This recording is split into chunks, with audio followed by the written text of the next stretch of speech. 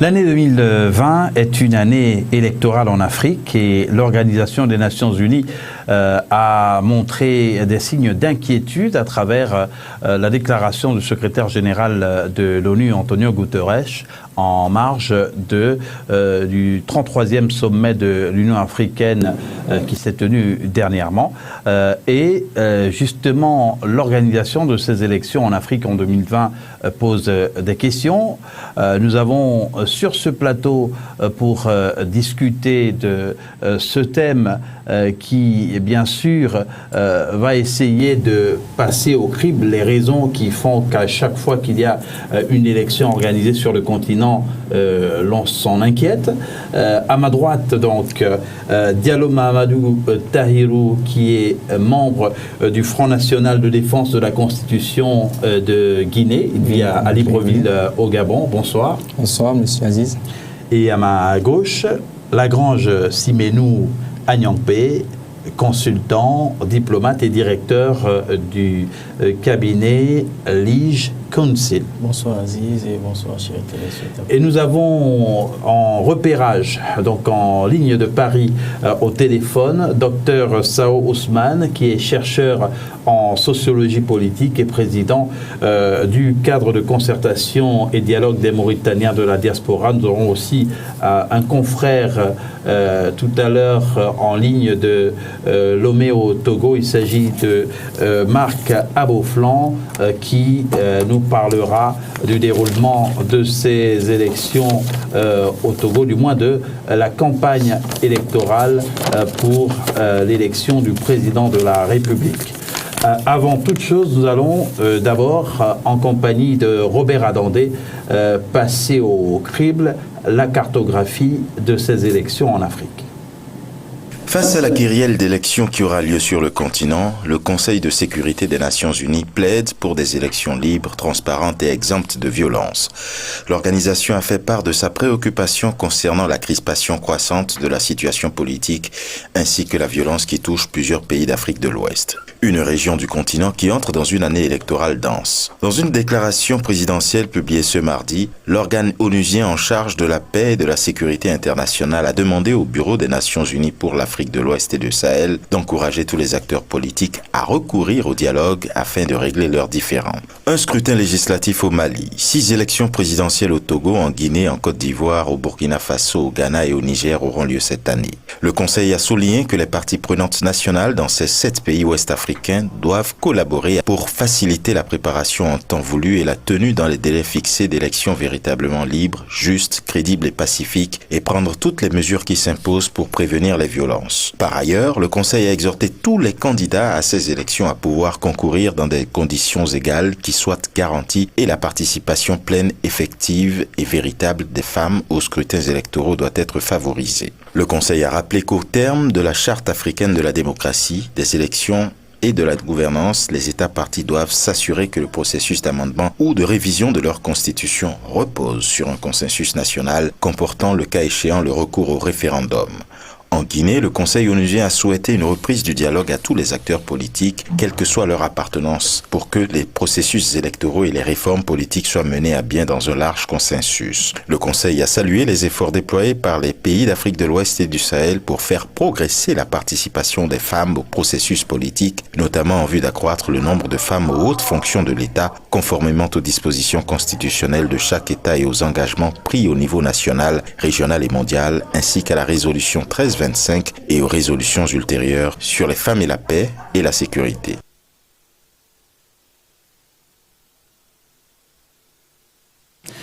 Et pour réagir, nous l'annoncions, nous avons en ligne le docteur Sao Ousmane, qui est chercheur en sociologie politique. Docteur Sao Ousmane, bonsoir. Bonsoir.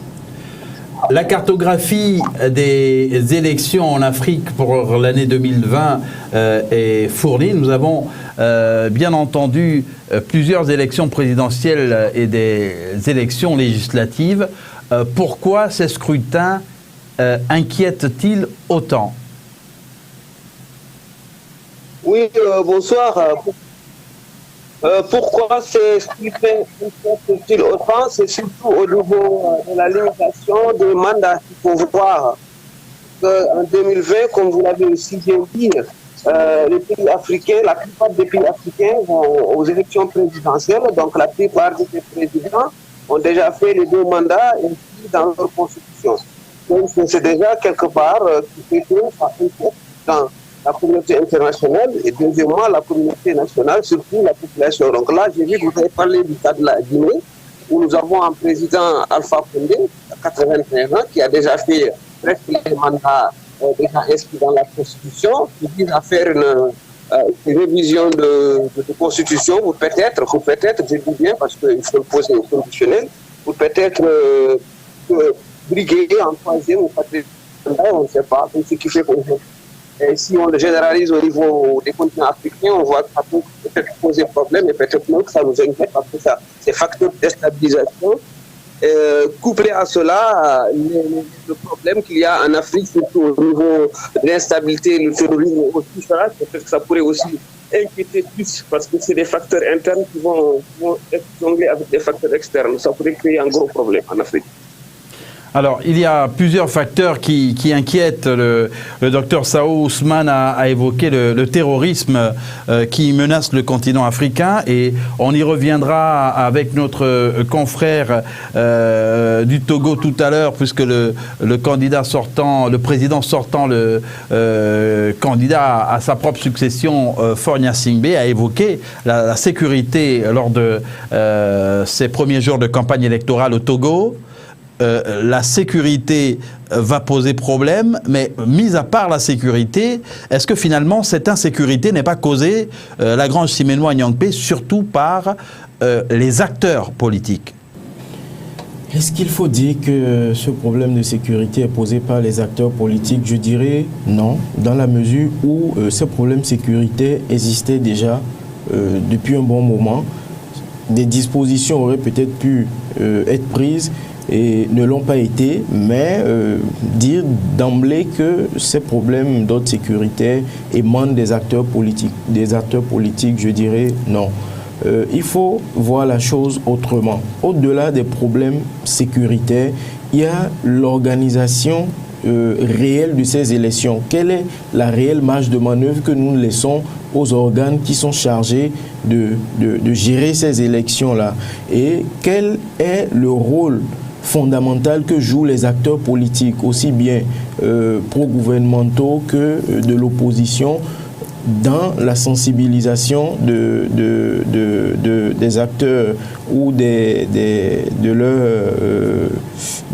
leurs cibles pour les amener à préserver l'ambiance sécuritaire, pour les amener à préserver l'environnement dans lequel ils sont, au-delà des problèmes de terrorisme qui existent, au-delà des problèmes de fragilité de nos frontières et autres.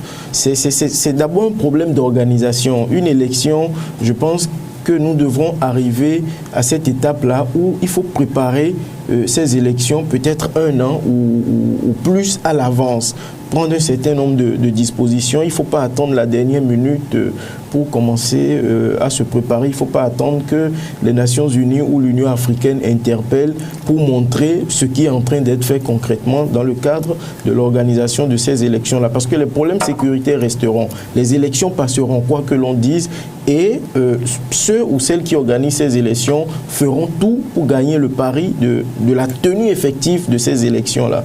Vous voyez un peu, donc je pense que c'est beaucoup plus le problème d'organisation, le problème de la marge de manœuvre qui est laissée à ces autorités que l'on mandate pour organiser ces élections-là.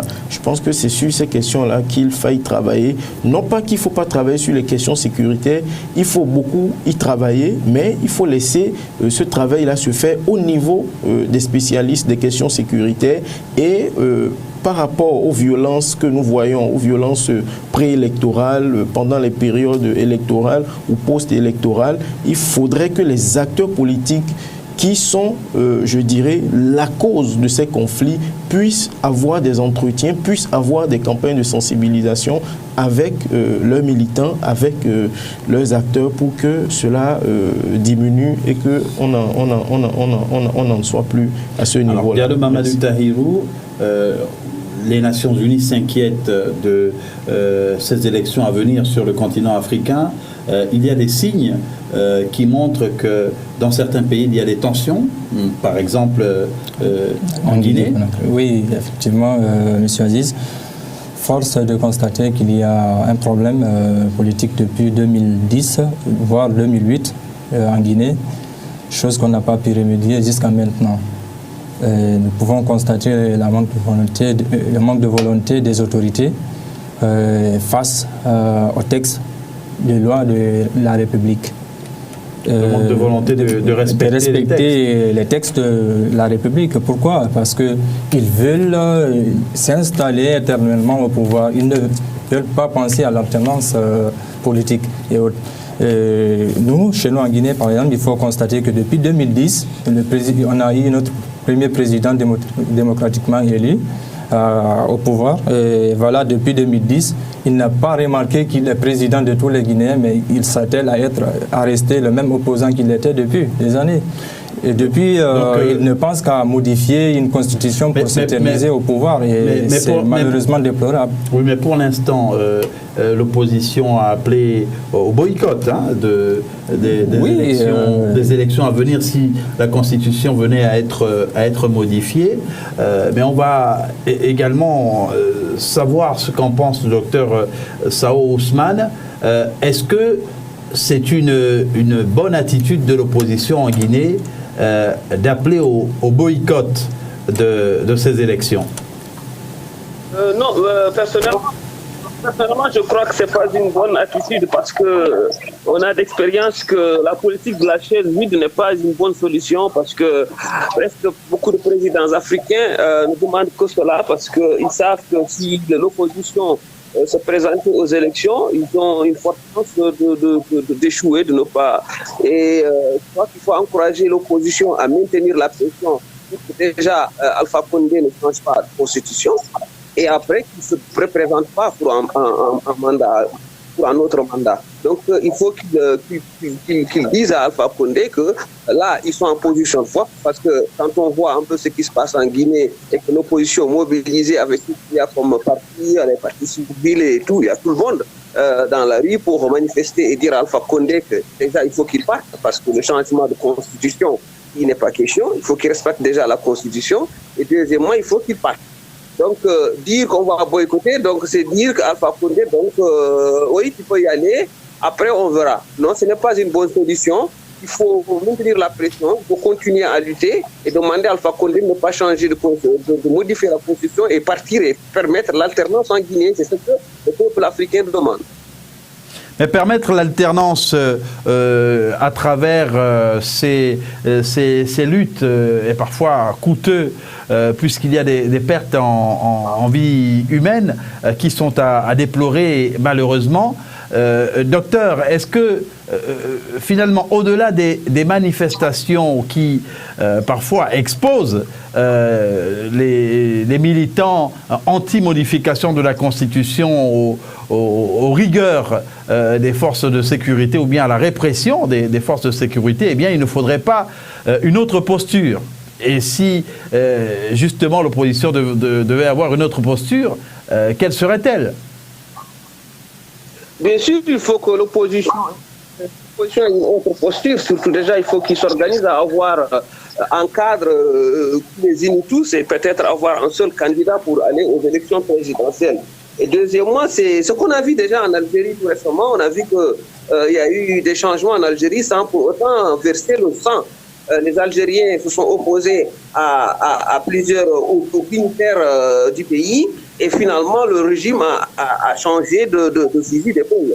Donc je crois que les Guinéens ont aussi intérêt à voir un peu changer de posture, peut-être changer de méthode, surtout changer de méthode et de s'organiser autour d'un leader charismatique qui pourrait peut-être les amener tous vers des élections apaisées.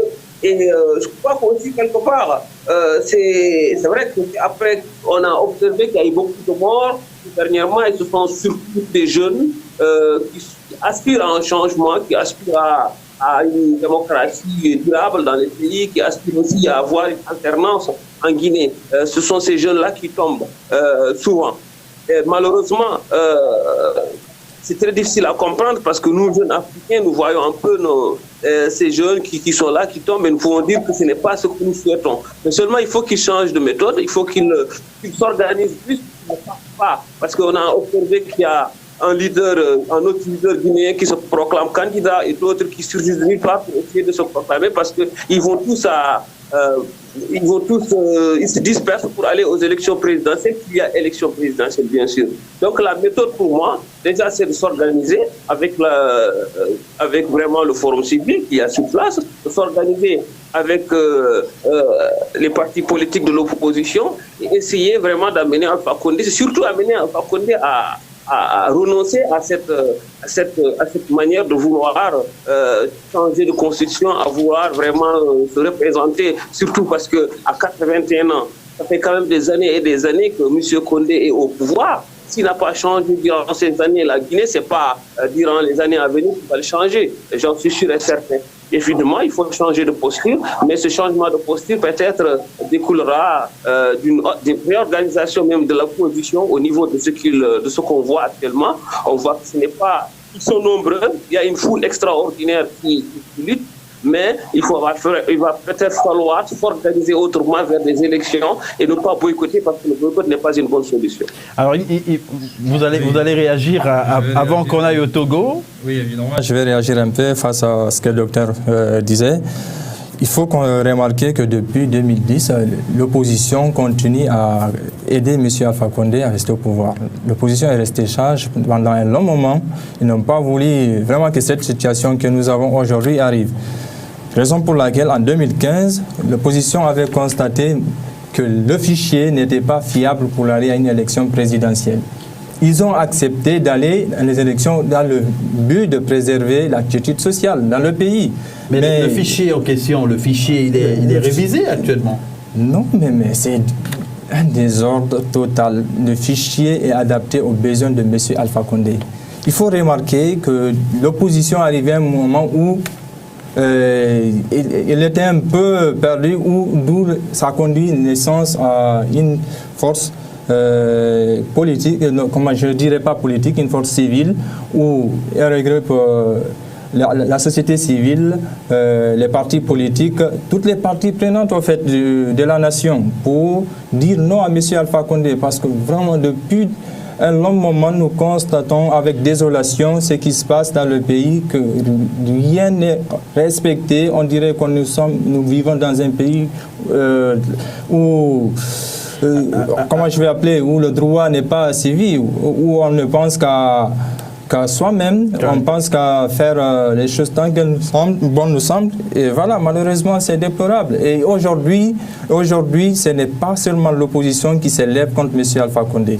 Donc il faut dire que toutes les forces vives de la nation se sont levées pour dire non à M. Alpha Condé. Et malheureusement, M. Alpha Condé refuse de l'entendre.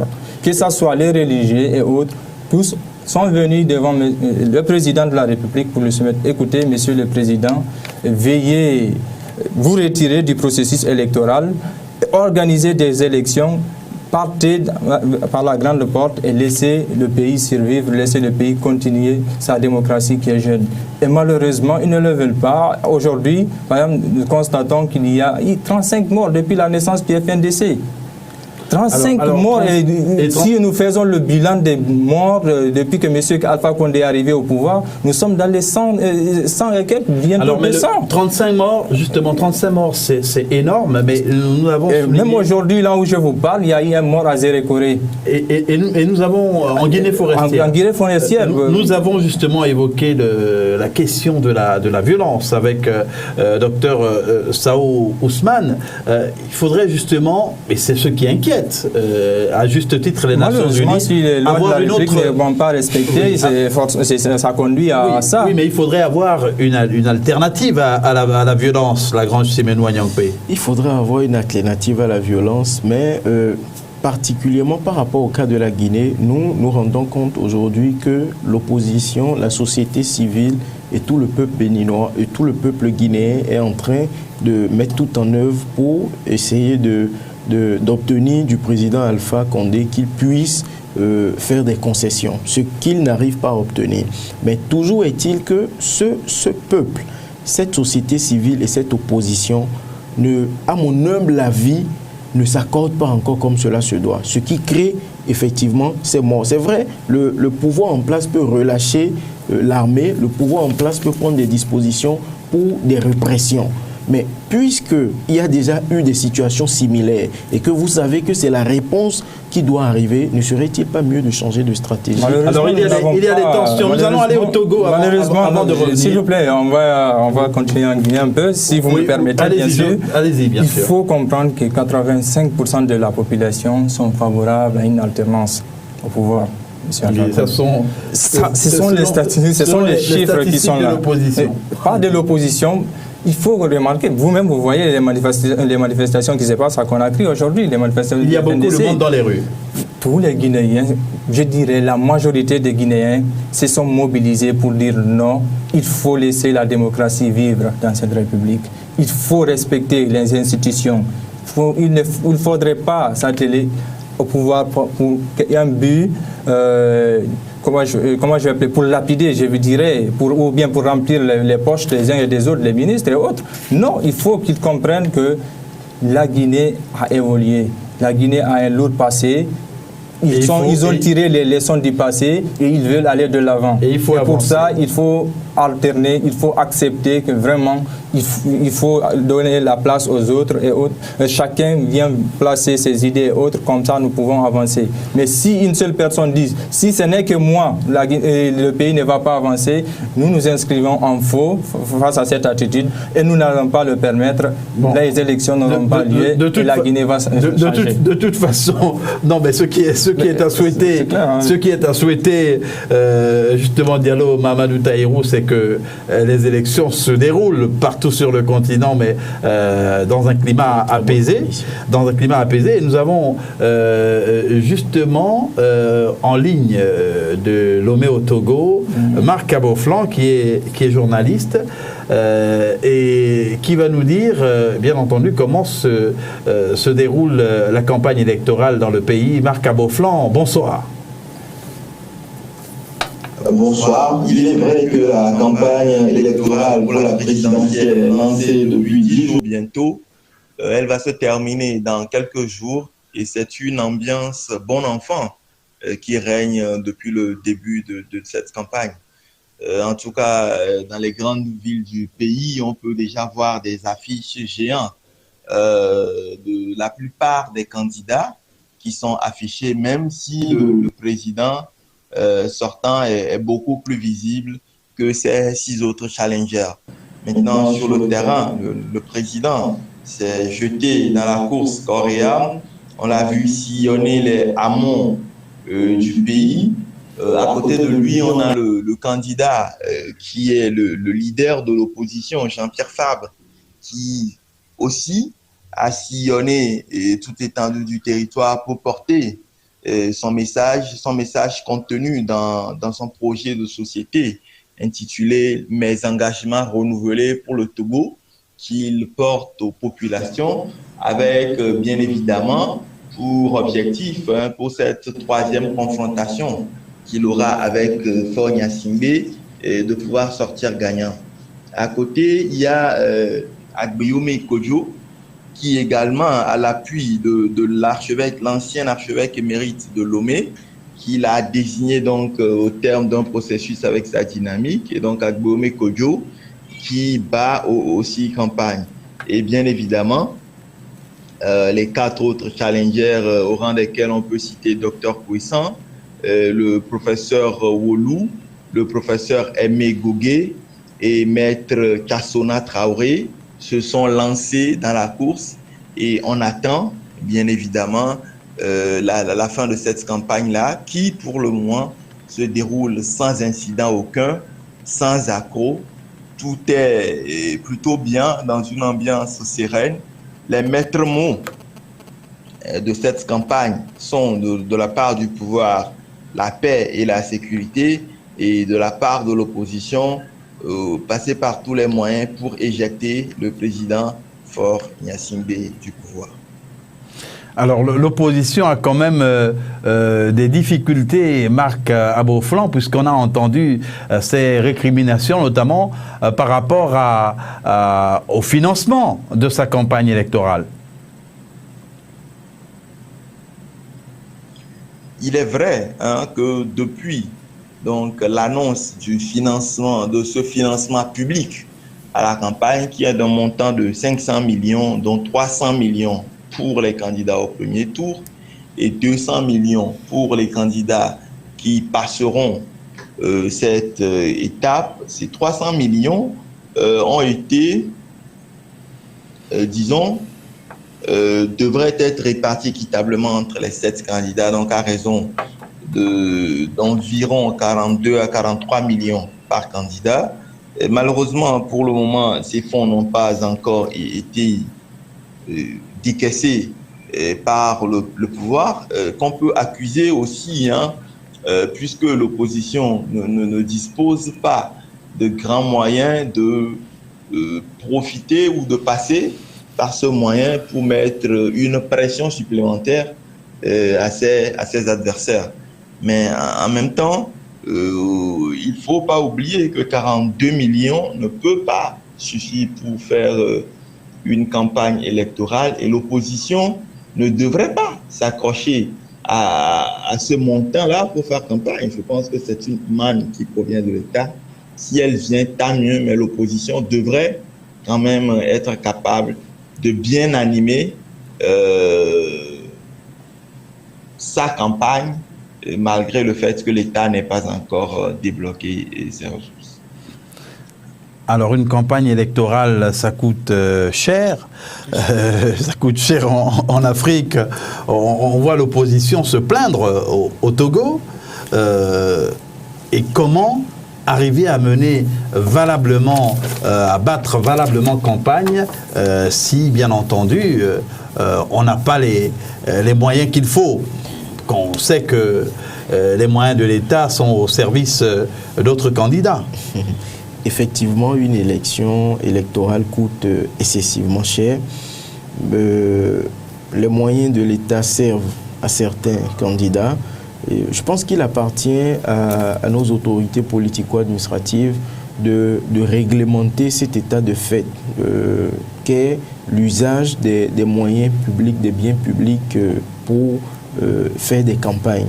Il appartient à nos autorités politico-administratives c'est un élément qui est source de tension, vous pensez? Oui, c'est un élément qui est source de tension dans la mesure où l'opposition se retrouve diminuée face à cette pratique.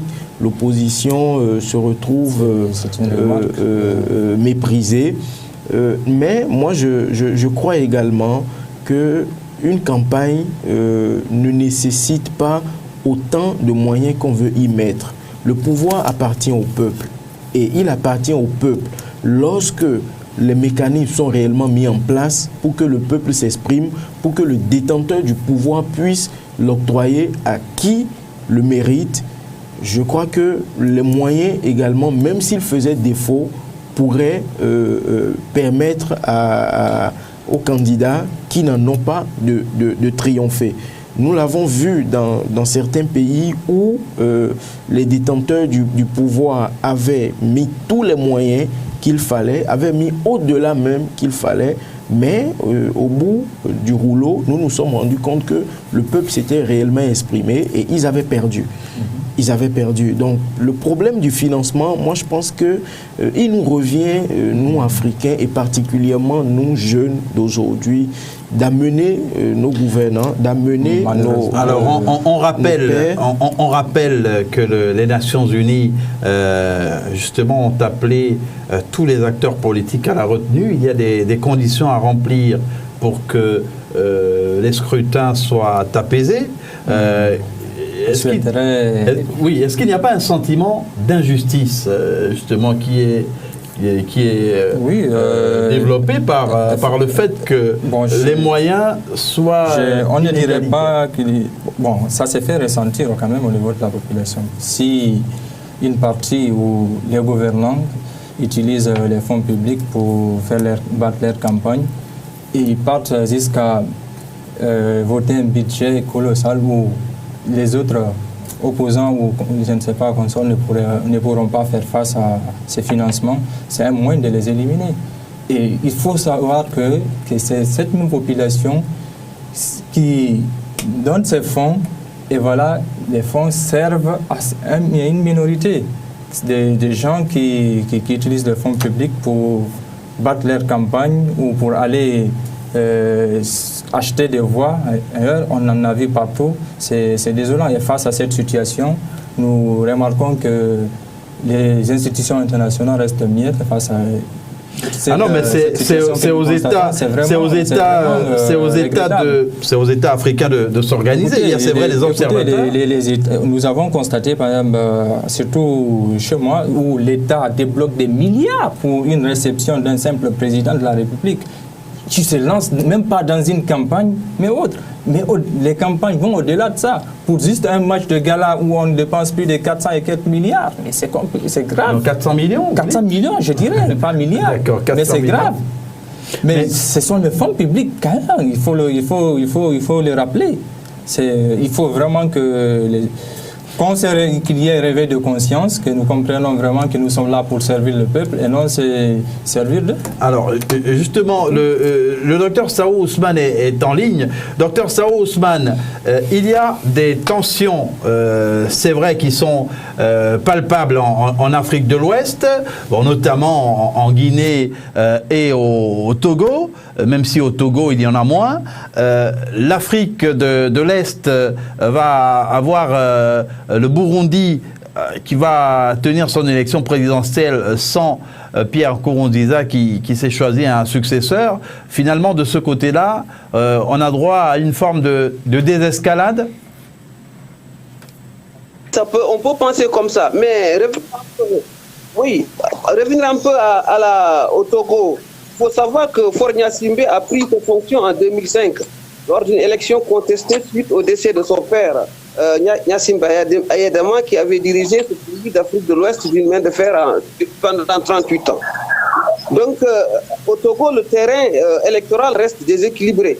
Nous savons que la commission électorale, le système judiciaire et les médias d'État étant dirigés par des loyalistes de Faure Gnassingbé. Donc, plus important encore, l'armée est fortement politisée et depuis des décennies, l'armée reste étroitement liée à Faure Gnassingbé. Donc, le groupe ethnique même de Faure Gnassingbé représente 70% de l'armée. Donc, ça, c'est déjà un problème. Mais ce qui concerne le Burundi, on peut saluer un peu que le président actuel puisse laisser. Maintenant, il faut vraiment surveiller parce qu'il ne va pas laisser le pouvoir facilement. Bon, on a eu quand même des situations qui ont prouvé autre chose à regarder dans d'autres pays où les présidents sortants avaient des dauphins. Finalement, les mêmes dauphins les ont écartés du pouvoir. Donc, vous voulez parler de l'Angola ? C'est peut-être du changement. Bon, en Angola, il y a eu un successeur à l'ancien président qui finalement a choisi de faire le ménage. Mais pour 2020, en ce qui concerne le Burundi, on y revient, eh bien, on a une forme de désescalade, puisqu'au Burundi, on se souvient qu'il y avait eu d'importantes violences après que le président Pierre Nkurunziza a décidé de se représenter. Oui, non, c'est une forme, on peut le saluer, il faut le saluer parce que nous, en tant que citoyens africains, tout ce qui est dans le but d'apaiser la situation, nous sommes preneurs. Après, maintenant, il va falloir peut-être se surveiller à ce qu'il y ait un véritable changement au niveau des Burundais, parce que s'il faut mettre quelqu'un et après continuer à gouverner autrement, ce n'est pas ce que nous souhaitons. Nous voulons une alternance vraiment effective de la situation où le peuple pourra profiter vraiment des richesses, où le peuple pourra vraiment profiter de la situation et que la démocratie s'installe vraiment durablement en Afrique et principalement au Burundi.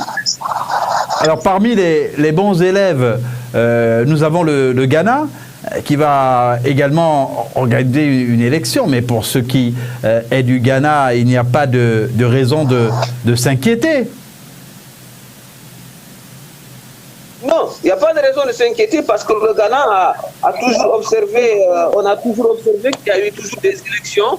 Les présidents sont venus au pouvoir tranquillement.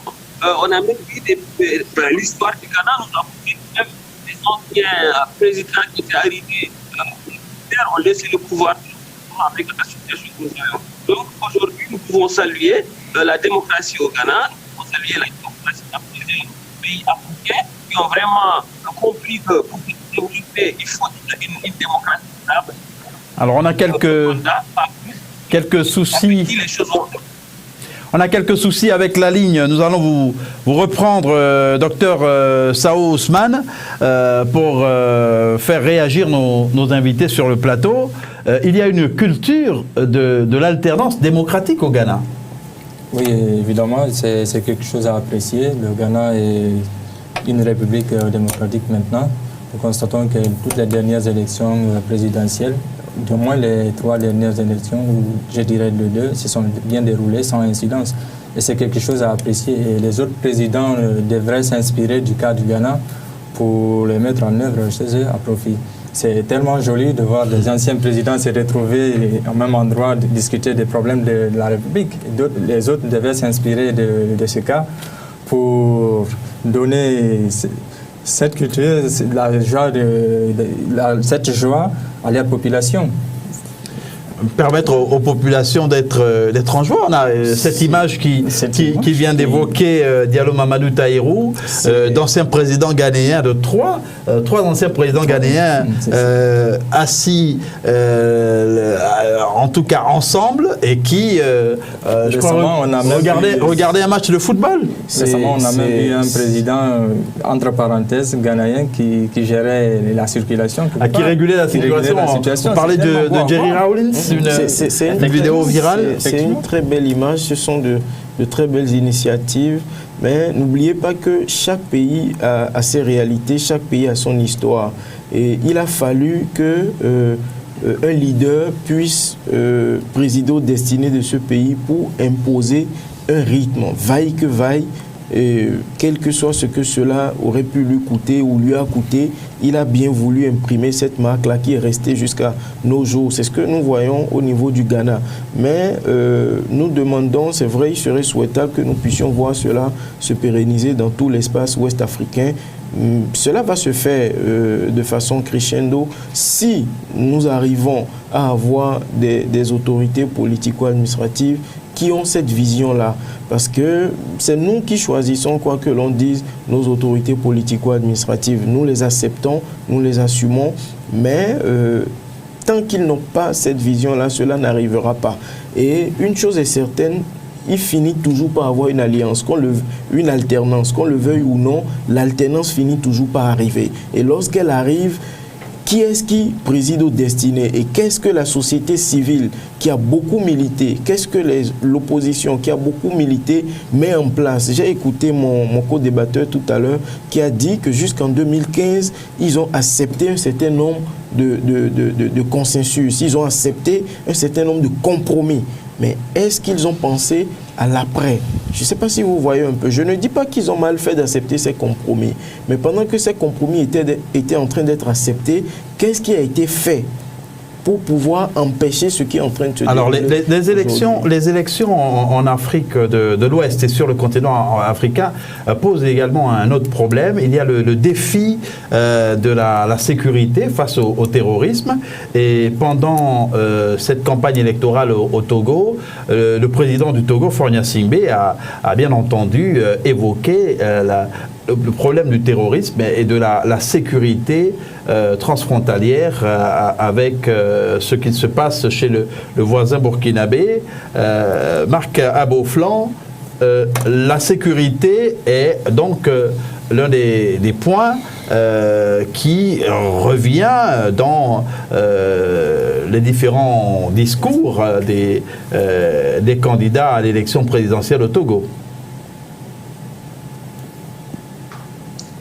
La menace terroriste est permanente pour tous les pays de la sous-région ouest-africaine, d'autant plus que le Togo a au nord le Burkina Faso, qui est en proie à beaucoup de menaces, juste à l'est le Bénin, qui il y a quelques jours a été logé d'une attaque. Il faut souligner quand même, rappeler que le Togo est pour le moment à l'abri de ces attaques terroristes et des agissements de ces groupes djihadistes. Mais il y a quelques jours encore au Burkina Faso, à 7 km de la frontière avec le Togo, il y a eu une attaque. C'est-à-dire que même si pour le moment, le Togo n'a pas été touché par ces attaques-là, elles sont à nos portes et les forces de sécurité devraient redoubler de vigilance. Et je pense que c'est un message aussi essentiel que Faure essaye de faire passer pendant sa campagne. C'est un message que Faure Gnassingbé essaie de faire passer, mais au-delà du message, il y a cette réalité, cette insécurité grandissante qui menace des pays du Sahel et notamment le Burkina Faso. Ça implique donc pour la tenue des élections la responsabilité des acteurs politiques pour ne pas aggraver la situation peut-être et offrir un boulevard à ces organisations terroristes. Oui, nous constatons que la question sécuritaire est un peu compliquée en ce moment en Afrique de l'Ouest, surtout dans ces pays cités. Malheureusement, il faut que les dirigeants acceptent que le peuple s'est réveillé.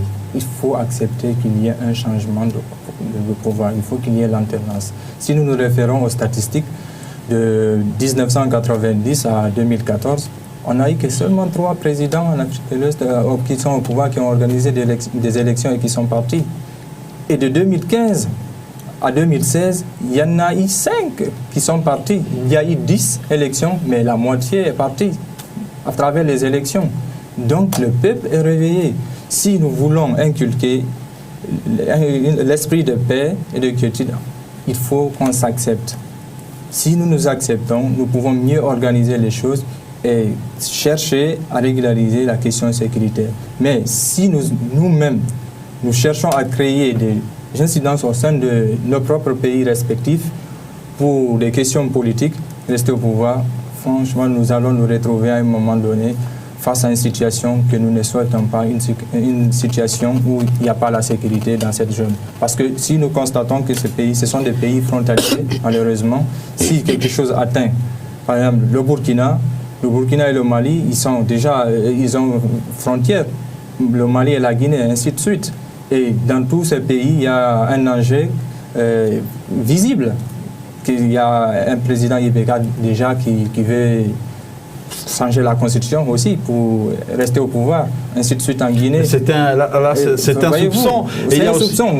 Si ça s'est fait que ça se réalise. Il y a aussi en Côte d'Ivoire le président Ouattara. Et si tout cela est fondé et si tout cela arrive, nous nous retrouvons dans une situation où on ne pourra pas faire grand-chose. Moi, ce que j'appelle à ce que les institutions africaines prennent les responsabilités comme ils ont fait dans le cas de la Gambie. Vous parlez de l'Union africaine? De l'Union africaine. La CEDEAO, ils ont été un exemple lors de la crise de la Gambie, par exemple. Il y a eu une situation qui voulait dégénérer, ils ont pris les responsabilités à temps. Et malheureusement, force est de constater qu'ils ont réussi. Ils ont réussi à installer un autre président et la vie a continué dans ce pays. Il ne faudrait pas que ces pays attendent à ce que ça explose pour venir maintenant dire que nous allons faire la médiation. Il faut faire de la prévention. Il faut faire de la prévention. Docteur Sao Ousmane, si vous êtes en ligne, la prévention pour éviter tout dérapage après la publication des résultats, qui est une autre source de problème sur le continent, elle est de mise. Il faudrait une organisation qui mette tout le monde d'accord pour que les résultats soient acceptés. Bien sûr, il faut une organisation qui mette tout le monde d'accord pour que les résultats soient acceptés. Revenant sur le Togo, on voit qu'on parlait de la paix et sécurité pour justifier les élections présidentielles ou bien pour justifier la présence durant... Je crois que c'est un faux prétexte quelque part. Parce que c'est aussi parce que les présidents africains essayent de violer la Constitution qu'il y a souvent instabilité et c'est souvent aussi ça qui amène aussi qu'il y ait des problèmes, que les terroristes en profitent. Parce que souvent, on a vu que dans le continent africain, c'est ce qui se passe. Je vois ça un peu très difficilement de mon côté. Bien sûr, il faut organiser et il faut prévenir les élections. Il faut prévenir parce que souvent, on remarque qu'il y a de sérieux problèmes parce que le président sortant fait tout pour essayer de s'imposer, de rester sur place parce qu'il ne veut pas lâcher. Le peuple n'est pas content et c'est facteur d'instabilité. Donc la meilleure solution aujourd'hui, c'est d'avoir des institutions fortes, capables de dire non quand il y a fraude, quand il y a difficulté, quand il y a problème. Des institutions fortes, qu'elles soient institutions nationales et des institutions internationales, parce qu'il faut un regard aussi, comme l'a dit tout à l'heure un de mes débats, un des nôtres. Il faut, comme la CEDEAO, des trucs comme l'Union africaine, qu'on puisse agir sérieusement. Il ne faut pas aussi qu'on fasse un peu, on accepte parce qu'on a vu un peu, c'est le cercle des présidents qui constitue l'Union africaine. Et ce sont des gens qui se connaissent. Souvent, on se fait. Il faut faire comme ça, ce qu'avait fait le Sénégal pour la Gambie. La CEDEAO, que le Sénégal avait pris toute sa responsabilité et a dit bon voilà, Yaya Jammeh, vous avez été battu, vous avez reconnu votre défaite, donc maintenant il va falloir partir parce que sinon c'est la Gambie qui sera déstabilisée et une fois que la Gambie est déstabilisée, c'est le Sénégal peut-être qui va suivre. Donc il n'est pas question qu'on vous laisse faire. Donc en une journée ou en quelques jours, l'affaire était pliée. Donc je crois que il faut que le peuple africain s'organise, comprenne que pour s'inscrire vers un développement durable, il faut que déjà que tout le monde soit sensibilisé à la notion de la démocratie. Le peuple doit prendre le pouvoir, le peuple doit aller voter, le peuple doit s'imposer pour dire au président vous avez perdu ou vous avez gagné. S'il a gagné, il reprend le pouvoir. S'il a perdu, on le laisse, il s'en va. Mais malheureusement, ce n'est pas ce qu'on voit. Mais nous avons besoin d'institutions fortes, qu'elles soient nationales ou internationales. Nous avons besoin d'hommes forts, surtout capables de dire non au président sortant. Et vraiment, ce qu'on voit actuellement en Afrique, la Côte d'Ivoire, vous venez d'en parler, d'autres pays, ce sont des gens... Et moi, ce qui me chagrine un peu, ce sont des anciens présidents qui avaient eux-mêmes combattu, qui avaient lutté. Pour l'avènement de la démocratie. Qui ont lutté contre les dictateurs en Afrique à cette époque-là. Et malheureusement, ce sont ces mêmes qui reviennent pour dire oui, on ne quitte pas maintenant. Quand je vois, par exemple, Alassane Ouattara, qui avant d'arriver au pouvoir, c'était pas facile pour lui, et il se comporte de manière. Oui, mais pour l'instant, il y a des soupçons, docteur. Docteur Sao Ousmane, pour l'instant, ce sont des soupçons en ce qui concerne la Côte d'Ivoire et la Guinée. Oui, ce sont des soupçons, mais ce sont des soupçons quand même qu'on voit arriver. Pourquoi changer de constitution si on ne se présente pas? Il faut laisser les choses partir comme ça, parce qu'on sait que si on ne change pas de constitution, on ne se représente pas. Donc peut-être laisser au futur président de prendre peut-être sa responsabilité de changer la constitution lui-même, au lieu de dire oui, je vais changer de constitution, parce qu'ils savent qu'on ne peut pas faire un troisième mandat si on ne change pas de constitution.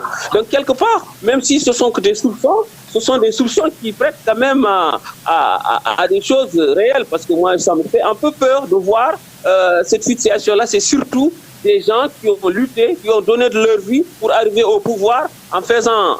C'est le peuple même qui les a amenés souvent ici. C'est le cas de la Guinée, c'est le cas d'Alassane Ouattara, on sait dans quelles conditions il est arrivé au pouvoir. Et dans beaucoup d'autres pays.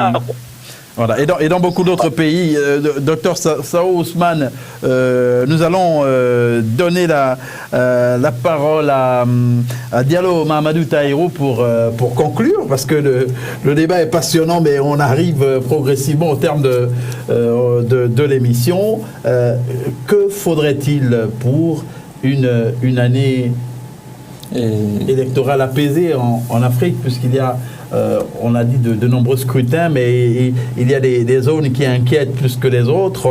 On a cité tout à l'heure la Guinée, oui. Il y a la Côte d'Ivoire et le Togo à l'heure actuelle.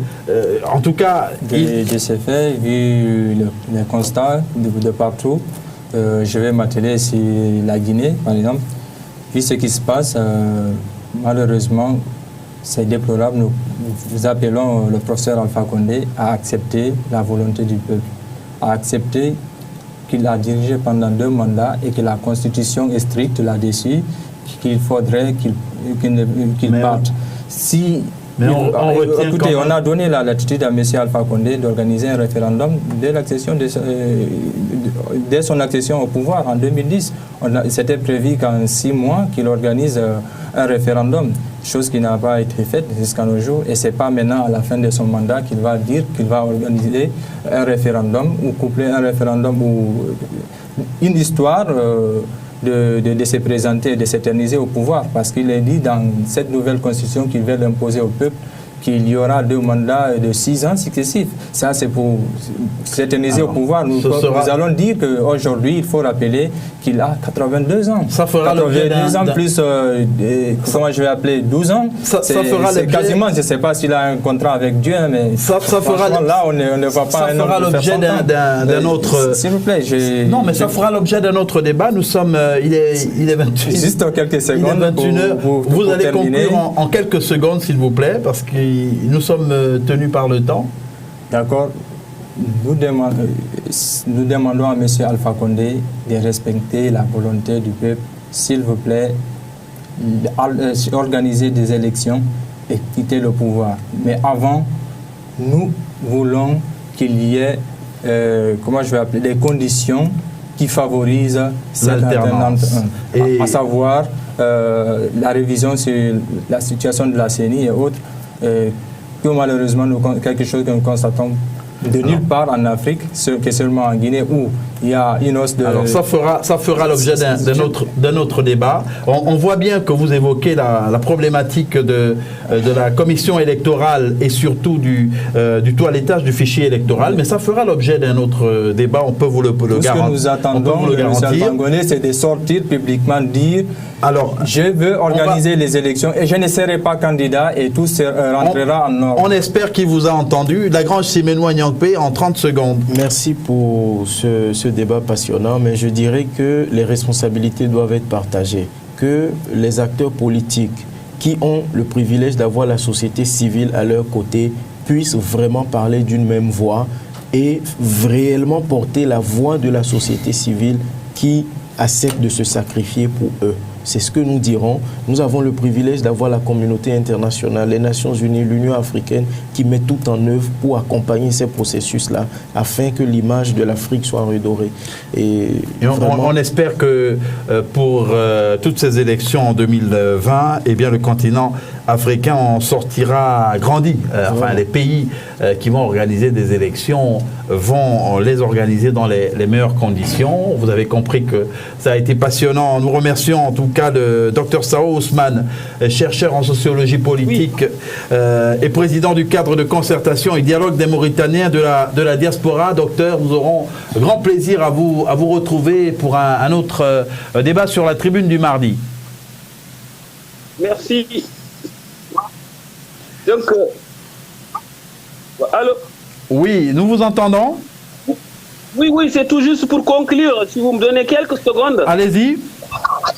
Oui, c'est tout juste dire que ce qui se passe en Afrique, ça concerne tous les Africains, qu'ils soient de l'Afrique, qu'ils soient de la diaspora. Il faut que tout le monde puisse vraiment s'intéresser à cette situation-là pour que l'Afrique enfin passe à une étape supérieure, parce qu'on en a marre un peu de voir nos présidents se cramponner au pouvoir comme si les pays leur appartiennent, c'est pour eux, et puis que le reste du continent n'existe pas. Donc vraiment, il va falloir que tout le monde s'y mette et puis nous avons tous nos responsabilités là-dessus. Merci beaucoup, Dr Sao Ousmane. Je rappelle que vous êtes aussi président du cadre de concertation et dialogue des Mauritaniens de la diaspora. Merci à vous, fidèles téléspectateurs de la Belle Radio et Télévision, la chaîne panafricaine internationale et de la Tribune du Mardi. Très bonne suite de programme.